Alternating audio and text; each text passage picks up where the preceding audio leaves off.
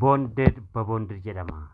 Maggaarajaa fi afaasaa haala kanaan qopheessineerra. Maggaarajaa fi afaa kaareedhaan gurguramu qabdamoo jettee kan nu gaafatteef deebii qabanneerra. Haala ajaa'ibaa kanaan majlisa kana gara mana abbaa keenyatti galchinee jirra. Inni hoo maal fakkaata? Waliin ilaala. Kun Said Arabiyaa Majlis. Har'aan tana ayyaana Idil Adhaatiif baga isiniin gahe jechuudhaan olma guyyaa har'aa eegallee jirra. Maaltu qophaa'eera? Ayyaana Idil Adhaa har'aan tana warroonni itti qophooftaniidha. Akkasuma immoo kennaawwan mufaajaa adda addaa kennuu barbaadaniitu akka argitan kana haala adda addaatiin qopheessineera. Maggaarajaawwan kan siree, kan maskootii, kan fireenchi doorii halluu adda addaatiin qopheessineera. Kana qofaa miti. Majlisa ajaa'ibaa kana immoo guutumaan guutuutti xumurree jira. Waaw maashaallah. Majlisi kun majlisa kaaree 11.7dha. Baay'ee guddaadha. Guutumaan guutuutti hin farrashne iddoo hin qabnu. Egaa maamilli keenya biyya hambaa jirti. Ishiidha. Kanaaf nuyi biyya kamiyyuu ta'e honoo ajajatan haala amanamummaadhaan itti gaafatamummaa fudhannee hanga manaatti isin geessina kan jennu. Egaa maamiloota keenya chaanaalii kana laayik, sheer, sabiskiraayib gochuun immoo hin dagatinaa.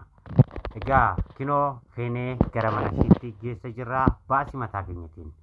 Geessu qofaa miti egaa afamoo qabee farrashuu hin qabaanne immoo warra keenya rattabni ol kaa'udha. Itti gaafatamummaa fudhachuu qabna. Egaa har'aan tana akka farrashamu jedhamee ture. Garuu manni hin qulqulloofne jalaa qisaasaa jennee haala kanaan tolchee jirra. Gaafa farrashamu qabu immoo dhufnee hin farrashamne.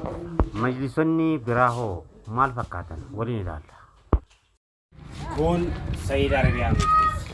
Akka argaa jirtan kana har'aan tana afaawwan garaa garaa haala ajaa'ibaatti dhiyeessee jira. Majlisa ajaa'ibaa kana illee xumuree jira. Kana qofaa miti. Said Arabiyaa Majlis har'aan tana ayyaana Idil Adhaa qophiiwwan adda addaa sufraawwan adda addaa waliin qopheessinee jira. Kana qofaas miti waan adda addaa qopheessineera. Maaltu jira? Waliin ilaalla. Hanga dhumaatti waliin tura. Majlisonni adda addaa har'aa kanas haala ajaa'ibaatiin galchinee jira. Maarree wanti irraa eeggamu Said Arabiyaa Majlis biratti ahlan jettanii qofa dhufuudha. Ayyee daawwattoota keenya harka fuunee bakka jirtanutti nageenyi fi rahmaan rabbii si faana jiraatu.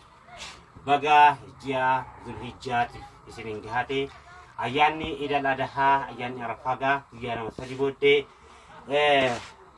irra geenye inshaallah dhaqqabnee irra jechuudha. Rabbiin irra geenye nama gammachuuf jaalalaa illee dabarsu rabbiin haa godhu. Egaa akkuma akka argitan kana har'aan tanas majlisa ajaa'ibaa kana xumurree jirra. Gara mana abbaa keenyatti galchuuf deemna. Abbaan keenyas kan umrii dheeraa irra jiraatan rabbaa godhu. Egaa kan biyya keessa fi kan biyya alaa taatanii obboleewwan keenya Said Arabiyaa majlisan warroonni daawwachaa jirtan akkuma argaa jirtan kana majlisoota adda addaa kana qopheessinee gara mana maamila keenyatti galchuuf kinoo xumurree jira qophii keenya jechuudha. Egaa akkuma beekamu guyyaa kaleessa majlisoota lama obboleetti ta'e biyya hambaa taatee nu ajajtee nu daawwachaa turte amma dhufte immoo gara mana ishiitti immoo majlisii galchineefii jirra. Egaa har'aan tanas akkuma argaa jirtan kana akkuma obboleetti keenya maggaarajaa akka kana hojii fudhattee turte ishiinis kinoo isiniifis ammas kana wajjinis qopheessinee jirra.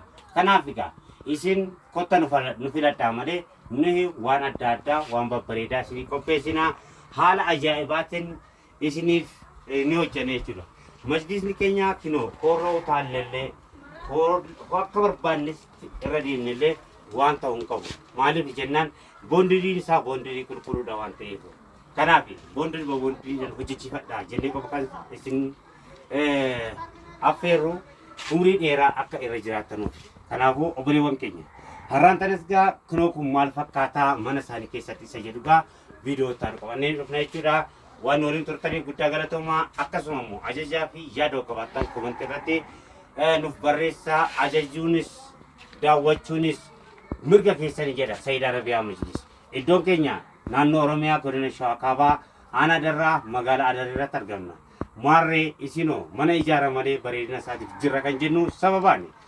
Kinoo majlisa bunni kalarii jettee nu ajajtee biyya hambaa taatee نيس فرشني فرا مجلس كان رت كومنتين كوا مالك جنان مجلسني حالو براتي أفارشي مهالو براتي مالك في فدي كوتنا جتة وانت قون هين قبنو أكا فدي معاملاتي سمسنوان تيفو نيسي مالك أصو مجلس كن تركيبوني دفا تيرات أكمو أفان bulbulaa kita kana faatu seera bareeda garuu adda adda akka ta'u barbaada jettee abbaa ishiitiif mufaayitee abbaan ishiitis ka maasha Allah kinoo itti gammadee itti burraaqa jira rabbiin umrii haa dheeressuu fi obboleetti teenyaa egaa namoonni kamiyyuu biyya kamiyyuu taatanii hojii kamiyyuu hoonuu ajajjan haala amanamummaadhaan isiniif dadagna kan jennu sababaanii egaa namni abbaa ofii gammachiisuu